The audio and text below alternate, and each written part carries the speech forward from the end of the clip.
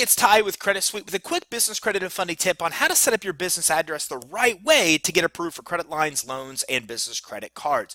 So try to always make sure that you're using a real physical business address on applications for credit and financing. Now, if you don't have a business address or don't need an address and you're working someplace like at home, then use a virtual address instead. Virtual addresses can give you the perception of working in a big high-rise office building when you are working from home. So it's a better alternative than using a home address. Now, you can use a home address as last resort, but you should know that Dun & Bradstreet is now putting Google Street Views of your business location on your business credit report. So if you're putting your home as your home address, that will be seen by lenders and credit issuers. Never use a UPS address or a PO box address. These are actually housed in a database that lenders and credit issuers look at and will easily deny you for financing if you're using one of those type addresses. For more information on building your business credit, visit us online at creditsuite.com.